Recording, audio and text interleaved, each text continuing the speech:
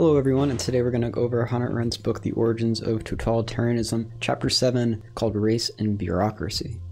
Now, in the previous chapter, we discussed how race thinking developed in different countries throughout Europe, and what Hannah Arendt is going to argue in this chapter is that this race thinking eventually becomes something called racism that becomes a weaponized force for imperialism.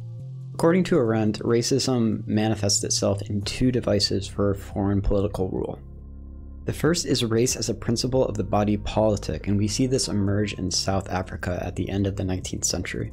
And the second is bureaucracy as a principle of foreign domination, and we see this in Algeria, Egypt, and India. First, we're going to take a look at race as a principle of body politic in South Africa, but to understand this more, we have to get a historical context as to what that region was like. Now, back in the 17th century, there's two types of colonial establishments. The first is the establishments for new settlements, which the mother country brings its political institutions over to that and wants to permanently colonize that region. We see this in America and Austria for England.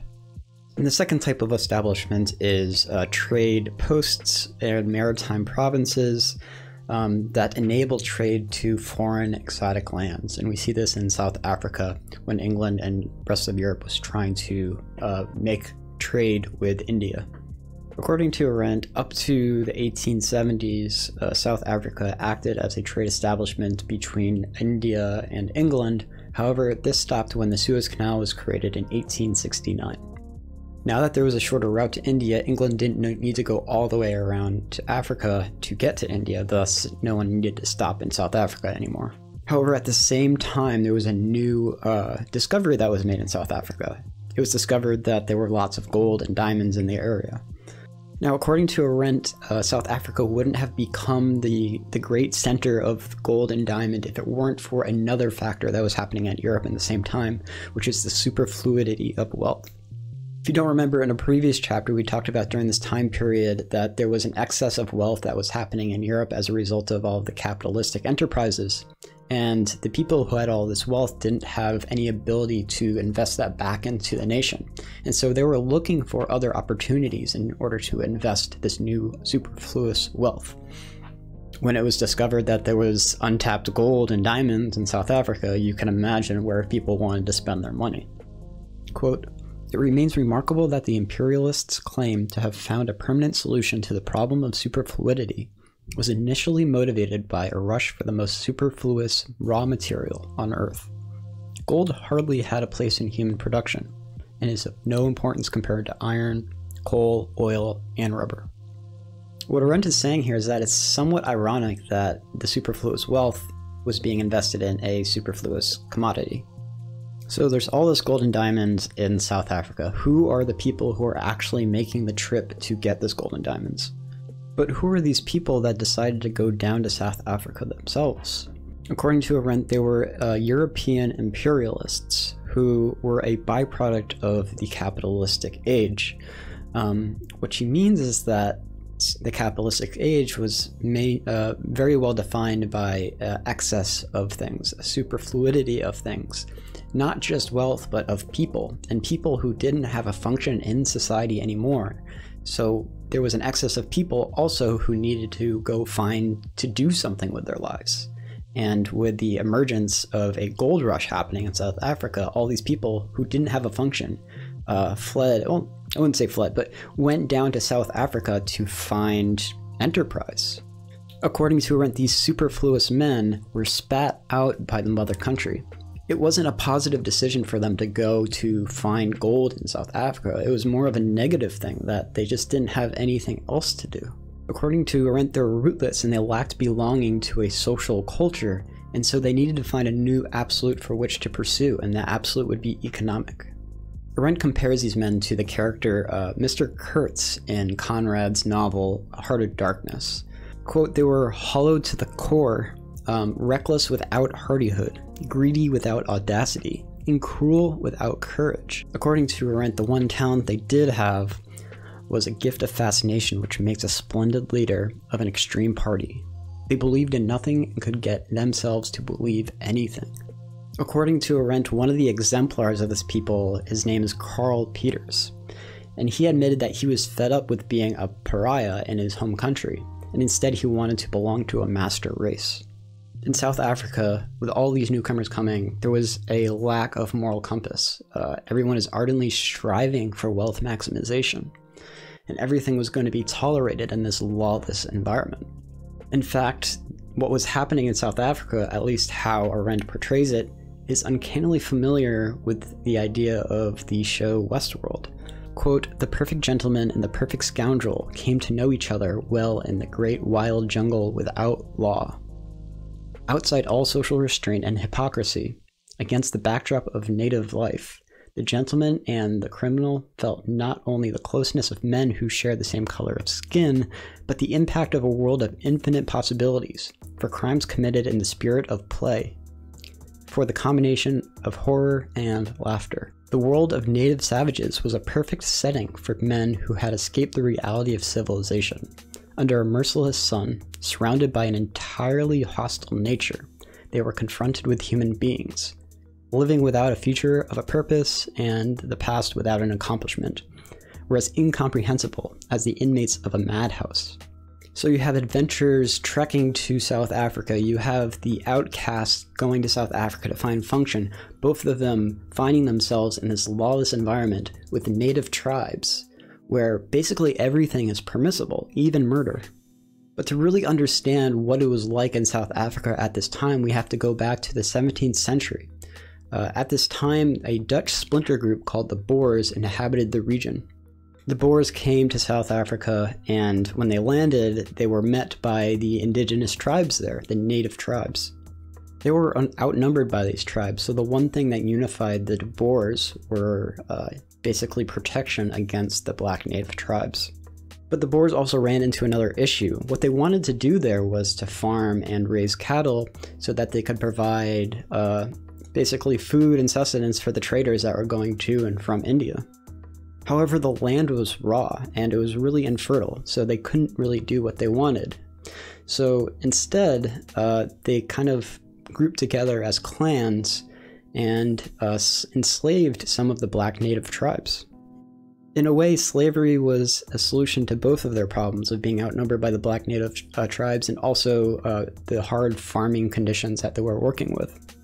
When the Boers first came to South Africa, they saw these black native tribes and they didn't really think of them as human.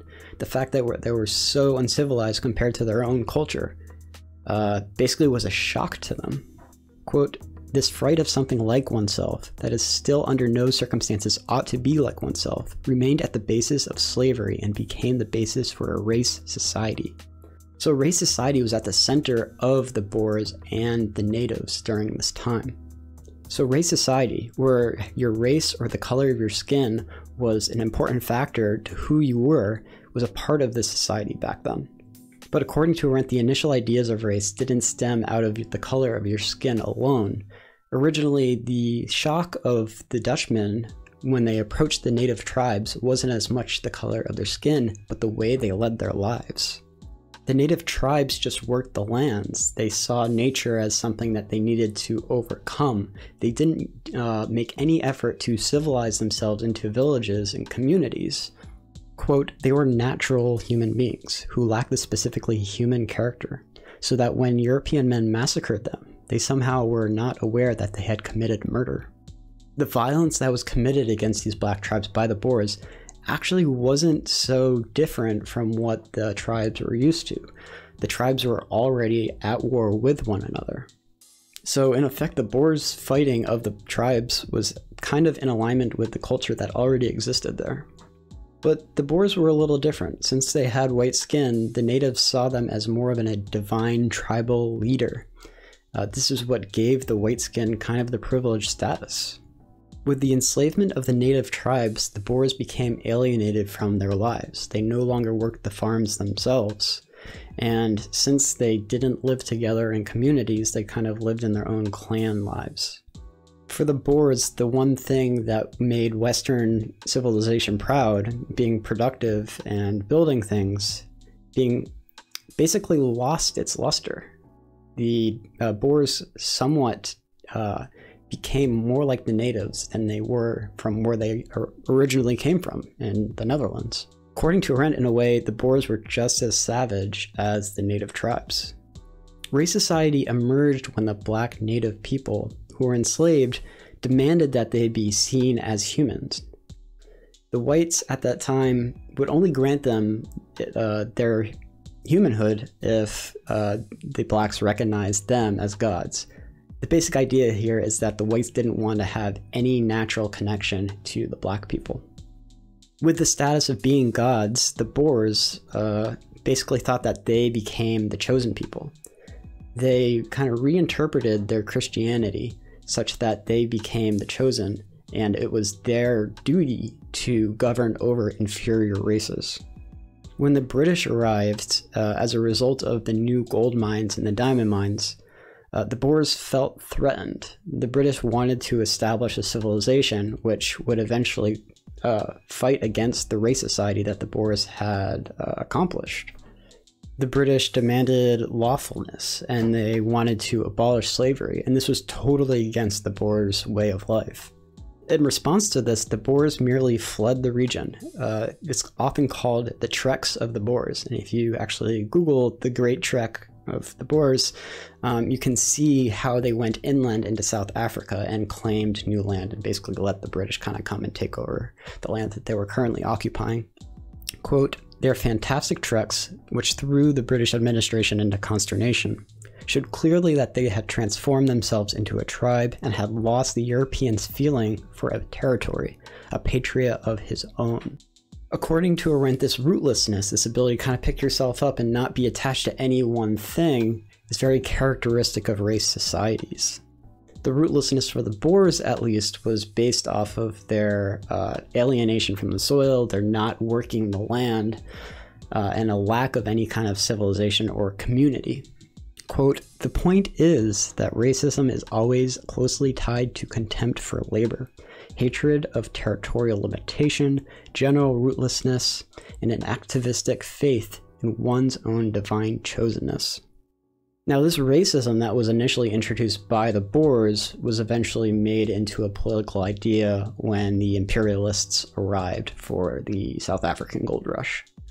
The gold rush in South Africa was different from gold rushes that happened in different areas of the world, mainly because South Africa not only provided gold, but it also provided free labor. Just as the Boers enslaved the native people, the imperialists also enslaved the native people, and they used them to dig out the diamonds and the gold in the mines. The second big difference about South African gold rush and other gold rushes that happened in the world is the accessibility of finance. During this time, again, there was a superfluity of wealth in Europe, and this was basically, they were trying to find ways to invest this superfluous wealth, and it just happened to be a coincidence in the right time that the discovery of these gold and diamond mines happened. So when these newcomer imperialists came, the Boers saw them and they were basically threatened. They hated them. They called them the Uitlanders, which means foreigners in Afrikaans. When they arrived, the Boers trekked out of the land because they didn't want anything to do with any kind of civilization. The fear was that these Uitlanders, or the imperialists, were going to create a capitalistic kind of civilization or colony as a result of the founding of these mines. However, that was anything but the case. Since gold is just as superfluous as the wealth that was coming in, there was no need to create new industry in the area. All they needed to do was mine the diamonds and mine the gold and send it back to the mother country. According to Arendt, the financiers that basically financed this project of bringing imperialists to South Africa were primarily Jews at first. Now, the Boers hated the Uitlanders, but they even hated more the financiers because they believed that the financiers were kind of the driving force beneath this whole kind of new movement that was coming in. Quote, "The main economic characteristic of the financier is that he earns his profits not from production and exploitation or exchange of merchandise or normal banking, but solely through commissions." According to Arendt, this characteristic of a financier gave a mysterious-like, phantom-like representation of the financier and the Jew. Even more so, these financiers who were Jewish had international connections. And so there was the conspiracy theory that through these connections, they were actually trying to accomplish their great project of kind of taking over the world and pulling strings in the background. It's also worth mentioning that the Boers were rivals to the Jews, not only because the Jews were enabling this new civilization-making force, but because the Jews as a religion saw themselves also as the chosen people. The Boers also thought that they were the chosen people, so there's going to be conflict there. Now, the absentee shareholders that own the mines, the gold and diamond mines in South Africa, eventually wanted to secure their assets, and so they needed political protection in South Africa.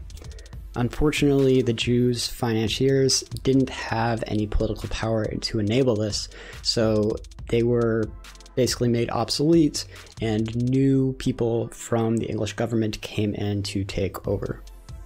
It is during this time that Cecil Rhodes, one of the biggest imperialist names of the age, came to South Africa and basically took over both the gold and diamond mining industries. But when he did this, he also didn't increase any of the local economy, local wealth, and basically didn't build any civilization there. So the Boers were actually still pretty happy about this.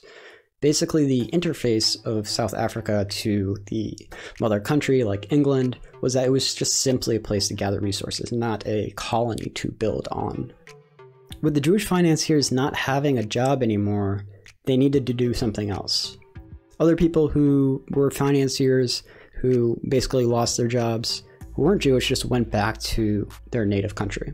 However, the Jews didn't have a native country, so many of them actually just stayed in South Africa and started working on secondary industries like shopkeepers or clothing makers or lawyers. In this way, the Jews actually started creating industry that was local to South Africa, and it's exactly what the Boers feared. They believed that this new civilization was going to cause the extermination of their race society. The Boers feared that, quote, trying to change the country into a normal producing part of Western civilization, whose profit motives at least would mortally endanger the phantom world of a race. With the gold and diamond mines being as profitable as they were, imperialists started immigrating people from India and China to also work on the mines as slaves. Before, the reason for enslavement of the native tribes was their difference from what it meant to be civilized European. That difference was the justification to be able to enslave them.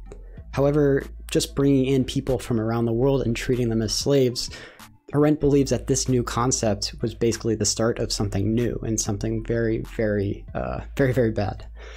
With this new occurrence, it seemed that violence could create underprivileged groups. That it wasn't a matter of who you were, but how much your race was oppressed would determine whether you were a slave or not.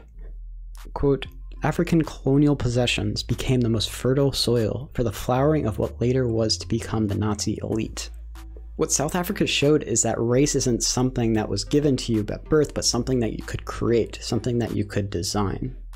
It's this belief in design of race that empowered the imperialistic era and gave it justification for doing what it wanted to do. But just as we talked about in the beginning, there was another factor that enabled imperialism and domination of foreign countries, and that was bureaucracy. According to Arendt, bureaucracy was born out of the idea that a superior people needed a way to govern inferior people. The British Empire saw that they were basically the rulers of these foreign lands, and when they looked at the subjects of those lands, they saw them as hopeless, kind of not being able to take care of themselves, and Europe as a way of bringing in civilization and bringing in how to do things that were right. In effect, the British colonialization of these lands was somewhat a failure because they did this out of, quote, aloofness.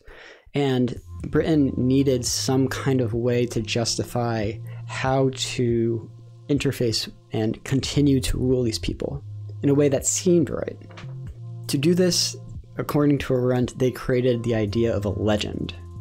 It was the legend of British intelligentsia to be superior and to be the protectors of the inferiors, to bring them the greatness of civilization. And in a sense, this legend became, to some at least, a historical fact. Quote, legends have always played a powerful role in the making of history.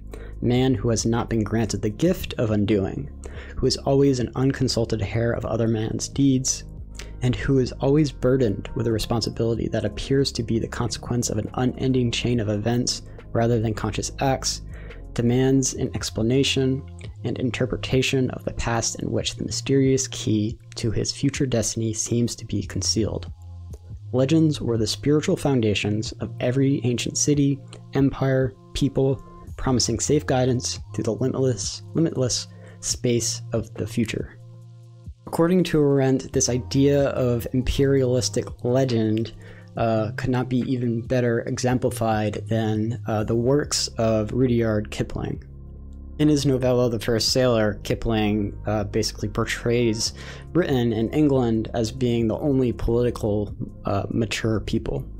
They were the only ones who carried for the law, and they were burdened by the ruling of these inferior people.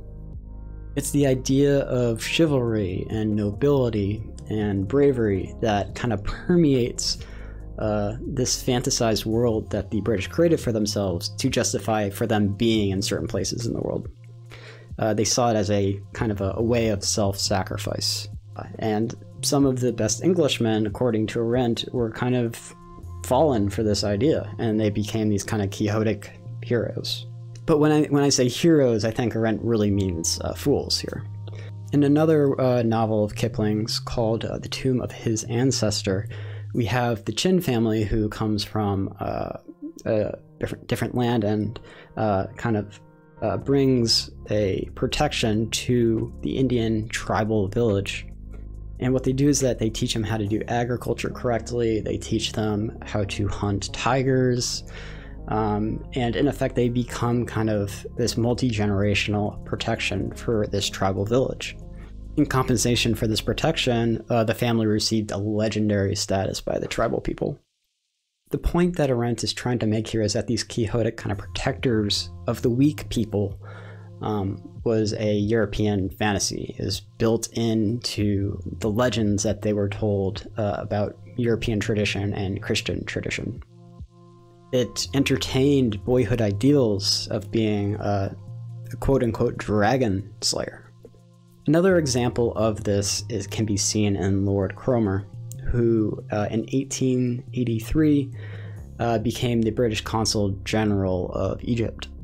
Just as previously stated, he took the job with an idea of sacrificing himself for backwards populations and a sense of moral duty towards the glory of Great Britain.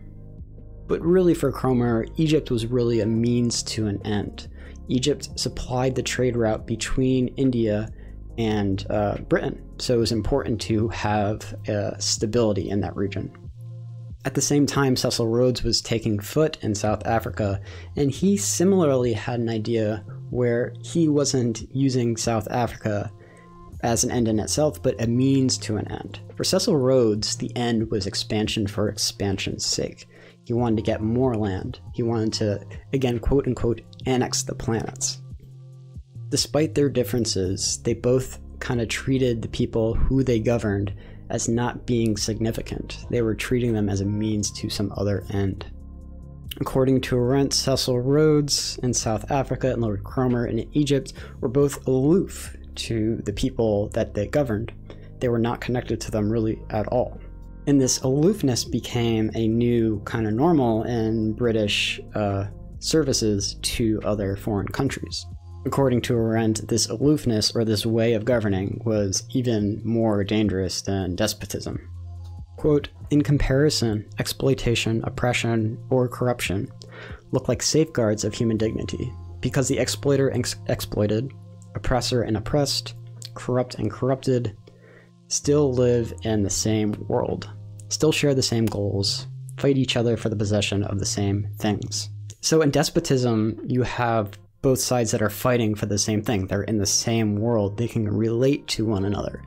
But when you have a completely indifferent or aloof leader, there's nothing to really fight about. You really don't have anything to fight about. According to Arendt, Cromer, in his essay, The Government of Subject Races, outlines the philosophy of the bureaucrat. And it's this aloofness that leads to a bureaucratic government. First, what Cromer remarks is that in order to have a political influence, you don't really need any legal documentation. He states that this type of rule is preferred because in order to make any decisions, you just have to make a decree. But if you have to have official documentation, it just takes a long time. Also, according to Cromer, in order to have a well-functioning bureaucracy, the people that you're working with, your staff, need to be reliable and execute the orders without having any of their vanity or beliefs getting in the way. It's of utmost importance for bureaucracy to be behind the scenes, not in the public appearance. In a sense, bureaucracy is executed by having an experienced minority kind of controlling the whims of an inexperienced majority in the background. Quote, bureaucrats are not supposed to have general ideas about political matters at all. Their patriotism should never lead them so far astray that they believe in the inherent goodness of political principle in their own country. That would only result in their cheap imitative application to the government of backwards populations. According to Cromer, he thought this was the greatest defect of the French system. Now, Cecil Rhodes, the other imperialist on the other side of the continent, is also no stranger to security. Now, Cecil Rhodes, on the other side of the continent and the other imperialist, was also no stranger to secrecy. In fact, he expected to be remembered in his name for 4,000 years by instituting a secret society that would prolong basically his name and create a kind of behind-the-scenes class that would control the world. Quote, 2,000 or 3,000 men in the prime of life scattered all over the world, each on whom would have had impressed upon his mind in the most susceptible period of his life the dream of the founder, each one of whom, moreover, would have been especially selected towards the founder's purpose. When Rhodes say this, according to Arendt, he's not talking about England as a country for expansion, but the Nordic race. And Rhodes' appetite wasn't for any kind of specific land or specific world or a specific country.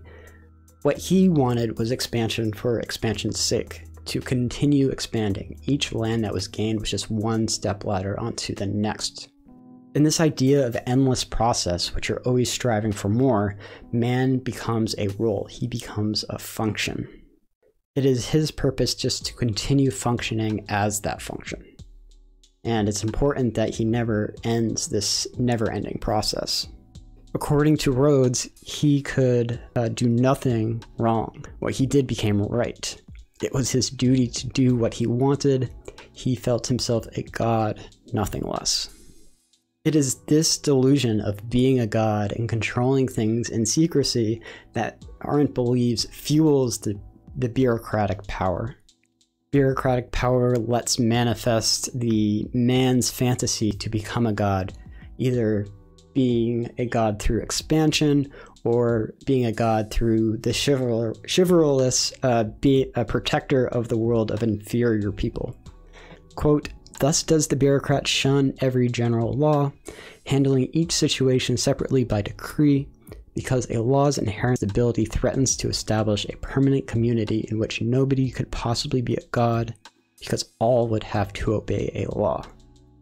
So if you see yourself as a god who is exercising the will of the historical process and the kind of truth and nature of what should happen in the world, you're not going to obey any laws. You're going to do what your will says is correct.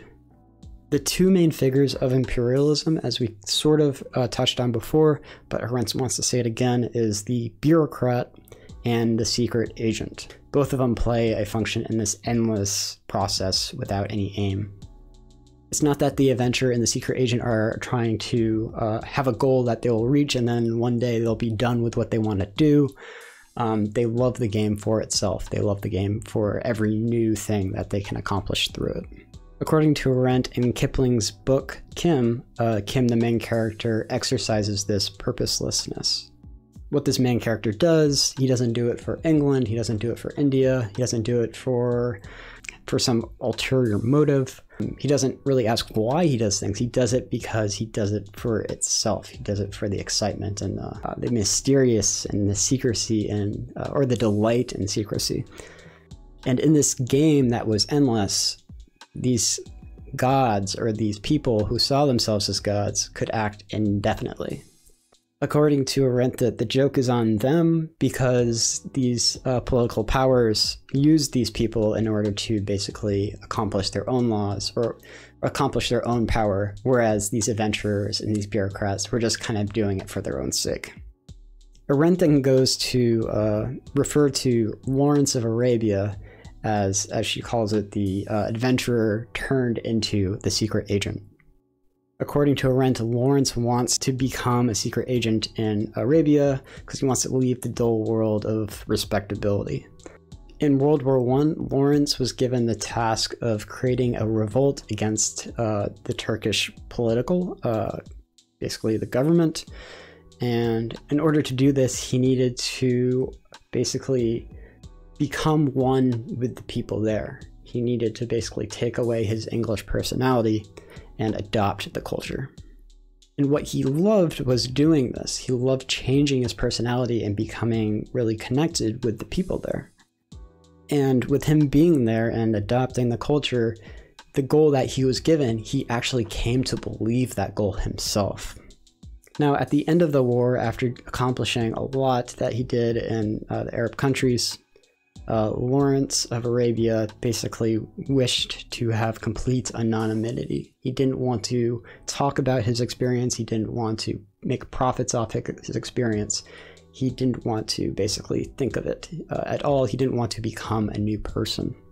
Quote, "The story of T.E. Lawrence was not simply the story of a paid official or a hired spy, but precisely the story of a real agent who actually believed he had entered the stream of historical necessity. Quote, I had pushed my go-kart into the eternal stream, and so it went faster than the ones that are pushed cross-stream or upstream. I did not believe finally in the Arab movement, but thought it necessary, it is time and its place." So he didn't believe it, but he forced himself to believe it. He basically wanted to be the function that would make the thing happen, make necessity happen, basically catalyze fate. And it's this thinking, this kind of execution without thinking of the consequences, putting yourself into the role of a function of a unending process that Arendt believes is the start or the origins of totalitarianism.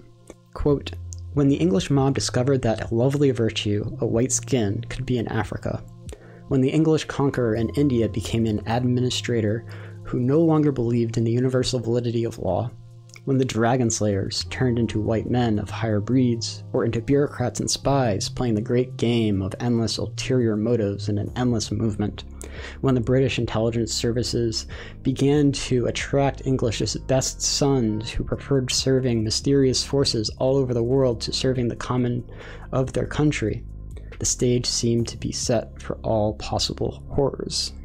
And so we're setting the stage for the rise of totalitarianism. We're getting there. This is the end of chapter 7. I hope you enjoyed it. We'll be getting to chapter 8 probably sometime next week. Have a great day.